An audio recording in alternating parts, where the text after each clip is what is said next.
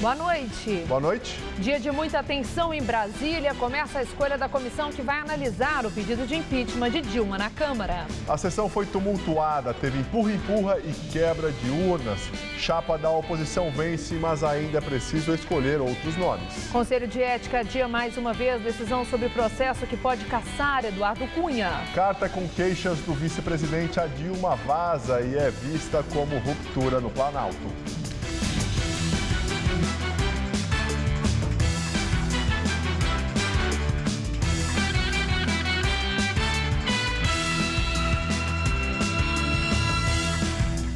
Chapa da oposição vence e vai compor a comissão que vai analisar o pedido de impeachment da presidente Dilma Rousseff.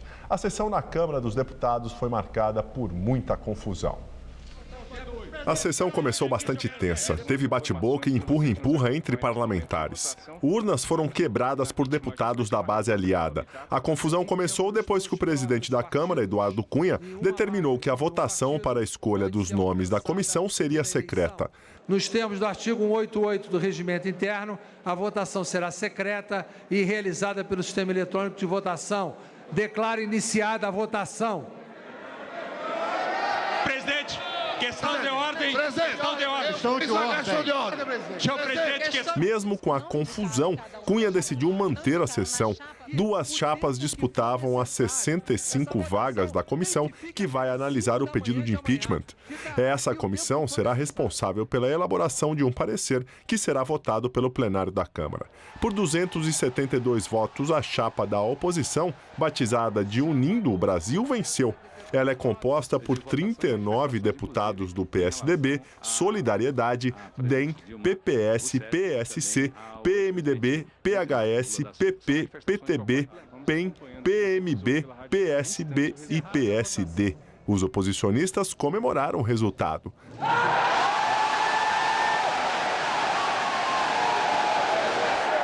Chapa 2, 272 votos.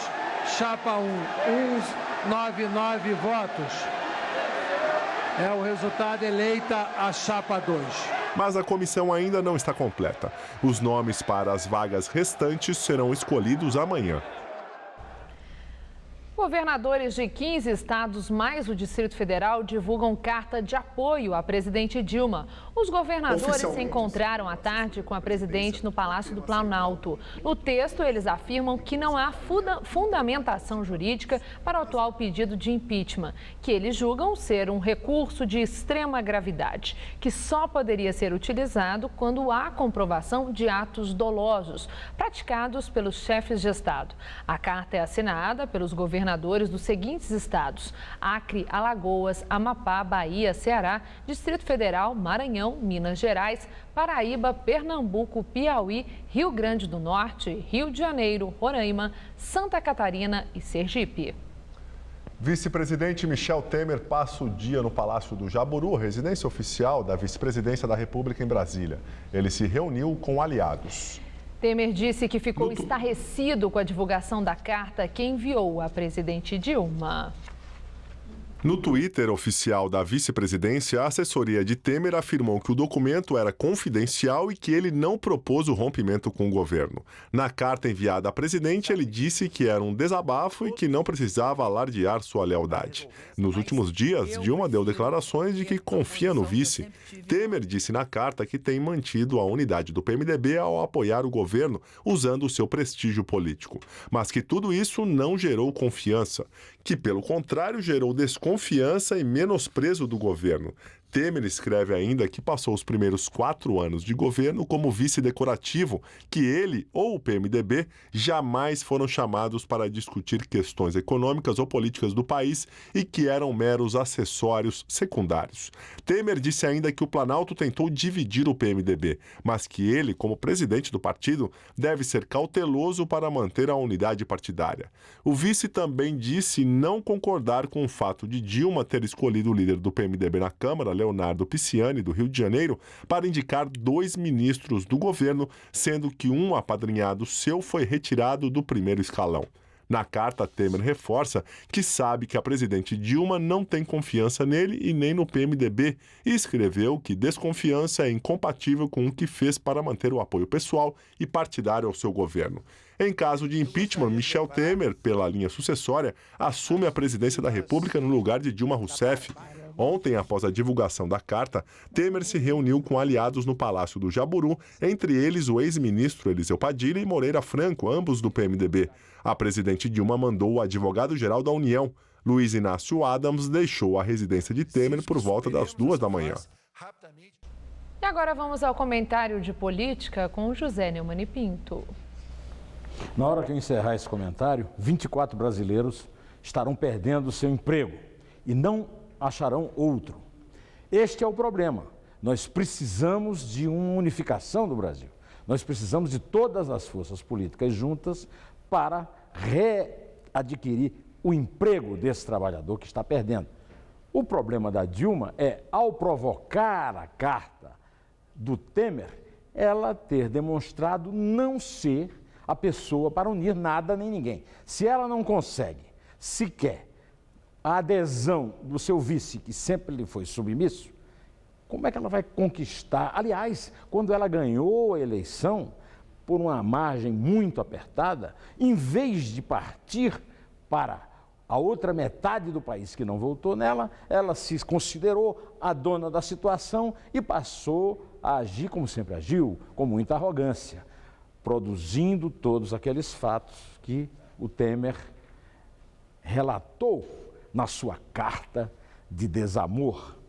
Ainda vamos assistir muitos episódios no tiroteio do impeachment coral.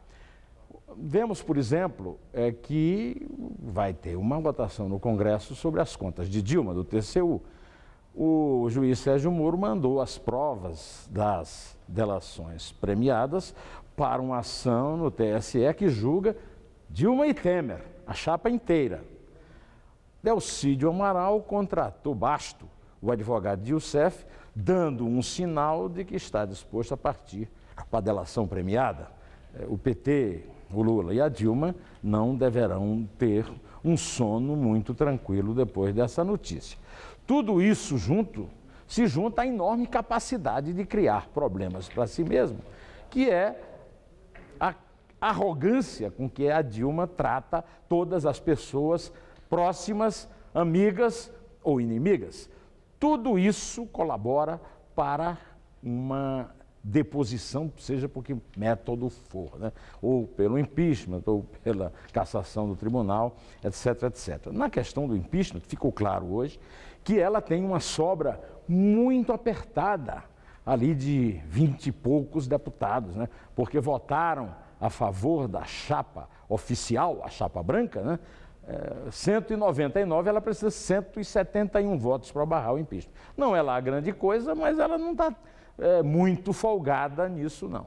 De qualquer maneira, muita água ainda vai passar sobre esse moinho e ainda vai correr muita bala nesse tiroteio, porque já houve até briga hoje, né? Quebrar computador e tudo mais. Pois é, na sexta-feira eu volto direto ao assunto. Inter. Em Brasília, parlamentares do PT, ao conhecerem o teor da carta, tentaram minimizar o impacto do texto. Eles evitaram falar em uma ruptura com o PMDB. O líder do PT, Ciba Machado, despolitizou a carta de Temer. Eu acho que ele fez um momento tipo assim, eu entendo como um desabafo, né? Acho que todos nós somos seres humanos, temos nossos sentimentos. Tem um momento que a gente chama de cabeça quente, algo assim, né? Então, acredito que a carta foi um pouco isso, mas nada que passe disso, né? Acredito que ali é uma conversa entre ele e a presidenta e tudo poderá ser resolvido e rapidamente. O deputado Henrique Fontana, do PT, também foi na mesma linha e disse que a carta de Temer traz divergências normais. Que surgem, né, ao longo de um processo de governo. E é natural que o vice-presidente coloque críticas. No governo sempre existem relações que podem não andar exatamente como se quer. Mas nós temos convicção da aliança que temos com o PMDB, né? Ganhamos a eleição com a chapa Dilma e Temer e estamos governando o país com a chapa Dilma e Temer. As divergências que estão ocorrendo com o PMDB elas são muito mais divergências da bancada que está ligada a Eduardo Cunha. Né? Esta é a tensão central do que está ocorrendo, inclusive nos bastidores deste momento. E a carta de Temer também foi comentada por integrantes da oposição. Segundo o senador Álvaro Dias, do PSDB, a carta coloca o vice Michel Temer como porta-voz do impeachment. Ao subscrever essa carta, o vice-presidente passa a ser um cabo eleitoral do impeachment da presidente da República. É evidente que as motivações não dizem respeito ao interesse do país. Aliás, guarda uma relação estreita com o que é mesquinho, né? O oportunismo não é um gesto de grandeza.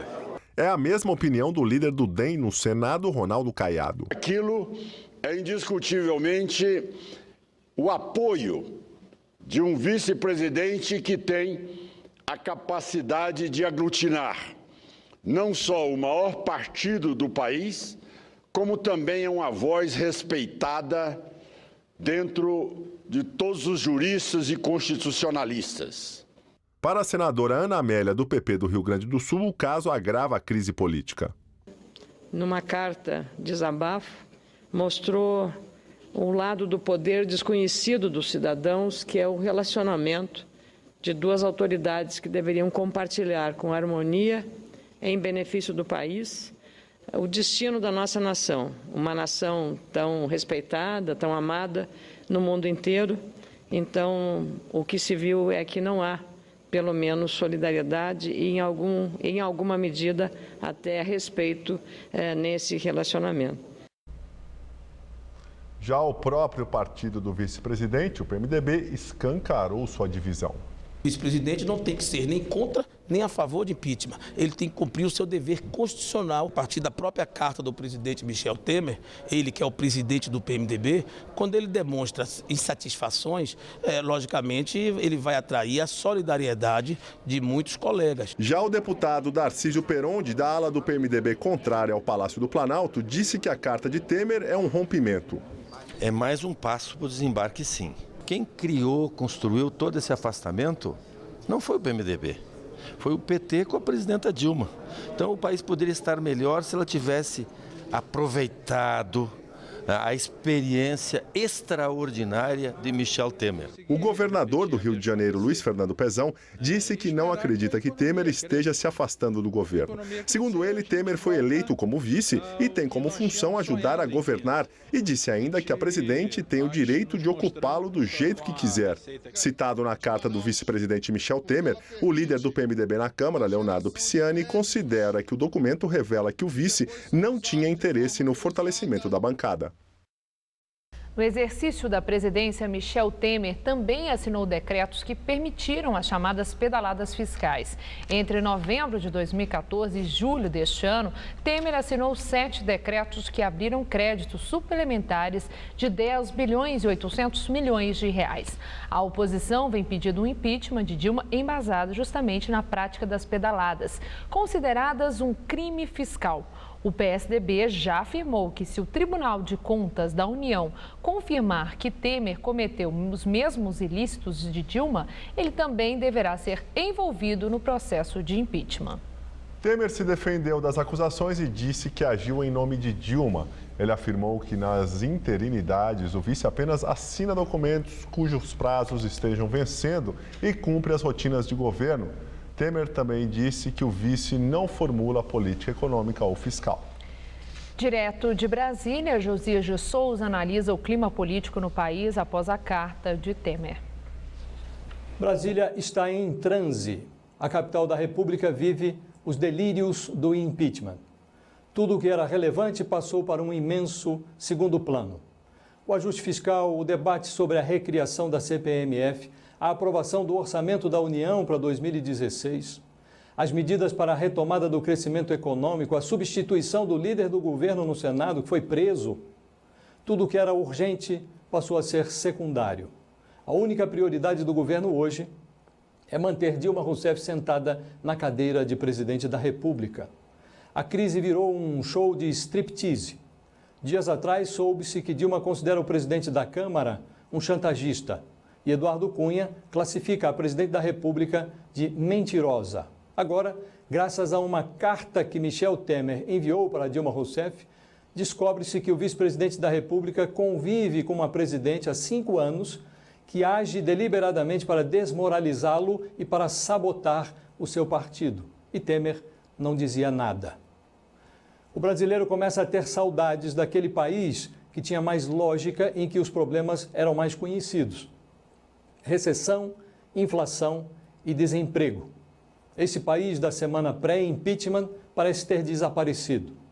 Logo, logo a plateia vai se perguntar: onde é que nós estamos? Então vale a pena rememorar. Estamos no Brasil, América do Sul, Terra, Sistema Solar, Via Láctea, fundos. Somos uma sociedade surreal com pretensões de virar um país pós-moderno. Por enquanto, alcançamos apenas a fase do pré-falimentar. Boa noite. Conselho de Ética da Câmara adia mais uma vez a votação sobre o caso do presidente da Casa, Eduardo Cunha. É a 5ª vez que o colegiado adia a votação. Desde o final de novembro, aliados de Cunha usam manobras regimentais para adiar a análise do relatório do deputado Fausto Pinato, do PRB, que propõe continuar investigações sobre Cunha. Hoje, a comissão paralisou os trabalhos por causa da sessão que aconteceu no plenário para a escolha dos nomes que vão compor a comissão, que irá analisar o pedido de impeachment contra a presidente Dilma.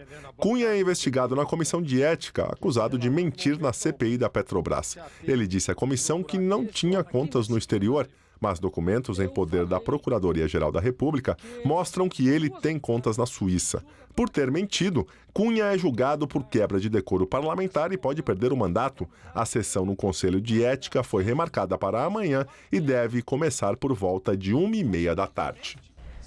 Senador Delcídio do Amaral, do PT, decide fazer acordo de delação premiada. Delcídio, que foi preso no final de novembro, acusado de obstruir as investigações da Lava Jato, contratou o advogado criminalista Antônio Augusto Figueiredo Basto. O advogado é especialista em delação premiada. Na Lava Jato, ele defendeu o doleiro Alberto Youssef, o dono da UTC Ricardo Pessoa. Basto, que tem escritório em Curitiba, esteve em Brasília com Delcídio. O senador petista cumpre prisão preventiva e ontem foi denunciado pela Procuradoria-Geral da República. Ele foi flagrado em uma conversa tentando comprar o silêncio de Nestor Cerveró, ex-diretor da Petrobras. O Ministério da Saúde investiga 19 mortes de bebês por microcefalia. Há suspeitas de que os casos tenham relação com surto de Zika vírus. Em uma semana, o número de casos suspeitos de microcefalia passou de 1.248 para 1.761, um aumento de 41%. A microcefalia é uma condição em que o bebê nasce, uma condição rara em que o bebê nasce com o crânio do tamanho menor que o normal. Depois de dias de temperaturas amenas, São Paulo hoje teve um dia de calor, com máxima de 27 graus. E a partir de amanhã, com o céu mais aberto, as temperaturas devem subir mais. Vamos aos detalhes da previsão com Luciana Magalhães.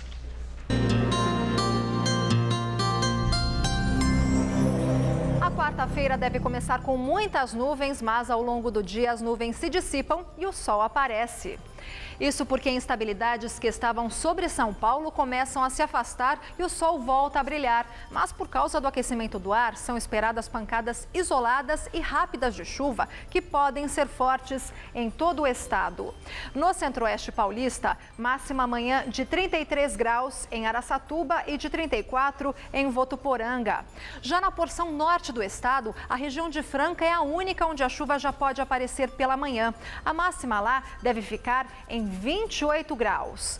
E no litoral, as máximas devem chegar aos 29 graus em Caraguatatuba e a 30 em Santos.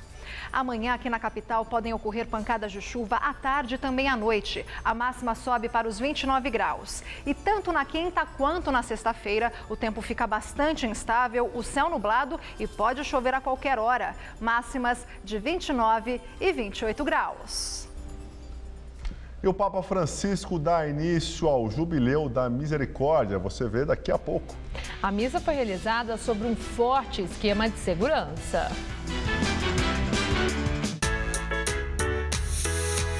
Tá Tá vendo só? Aqui todo mundo é osso duro na queda. Sabe por quê? Porque eu tomo Calcitran. Eu também tomo Calcitran. Eu também tomo Calcitran há muito tempo. Calcitran combate a osteoporose e a vida é outra coisa. Você vive com mais saúde. Mas não tome um cálcio qualquer. Tome Calcitran. Com Calcitran você pode confiar no resultado. Aqui, todas nós tomamos Calcitran. Por isso, somos duros na queda. A fábrica onde João Paulo trabalha fechou um novo contrato de exportação. Bom também para os empregados de uma empresa que produz poltronas para os ônibus. E para a Poliana, que costura capas para essas poltronas. Quando uma empresa exporta, outras ganham. Quando muitas exportam, o Brasil inteiro ganha. Com o Plano Nacional de Exportação e o apoio do BNDES, as empresas brasileiras podem vender e exportar cada vez mais. BNDES, o Banco Nacional do Desenvolvimento. Para bom entendedor, meia palavra basta. Não. Por isso, questionamos políticos e autoridades públicas, trazemos informação e esclarecimento sobre os temas importantes do seu dia a dia. TV Gazeta. Bom te ver sempre bem. Qual Casper você é? Eu sou jornalismo. Eu sou relações públicas. Eu sou publicidade e propaganda. Eu sou rádio, TV e internet. A minha Casper é comunicação. Aqui tem teoria, prática, oportunidade de estágio e a melhor localização. Essa é a minha Casper. Essa é a nossa Casper. Tá vendo só? Aqui todo mundo é osso duro na queda. Sabe por quê? Porque eu tomo Calcitran. Eu também tomo Calcitran. Eu também tomo Calcitran há muito tempo. Calcitran combate a osteoporose e a vida é outra coisa. Você vive com mais saúde. Mas não tome um cálcio qualquer. Tome Calcitran. Com Calcitran você pode confiar no resultado. Aqui, todas nós tomamos Calcitran. Por isso, somos duros na queda. Hoje no Todo Seu tem musical internacional com o cantor Eric Silver. Eu adoro, você vai gostar também.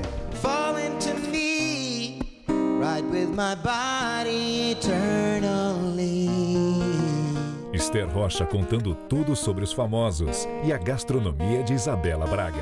Todo Seu é hoje às 10h30 da noite. Tô te esperando.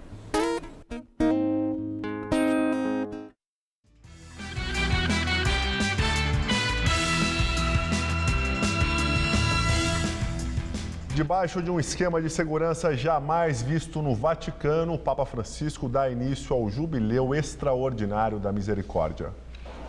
3.000 agentes e militares cuidaram da segurança com revistas corporais e dos pertences. Todos passaram também por detectores de metais. O espaço aéreo sobre a maior parte de Roma foi fechado e as autoridades proibiram o transporte de gasolina, gás, armas, explosivos e fogos de artifício. 70.000 pessoas estavam na missa de inauguração, incluindo o presidente da República, Sérgio Mattarella, e o primeiro-ministro, Matteo Renzi. Francisco pediu que os fiéis afastem o medo e o pavor. Depois cumprimentou o Papa Emérito Bento XVI, que está com 88 anos. Esta foi a primeira vez na história que 2 pontífices inauguraram um jubileu. Francisco declarou oficialmente o início do Ano Santo com a abertura de uma porta santa da Basílica de São Pedro, que fica fechada durante todo o ano. Bento XVI foi a segunda pessoa a cruzar a porta santa e foi recebido novamente por Francisco.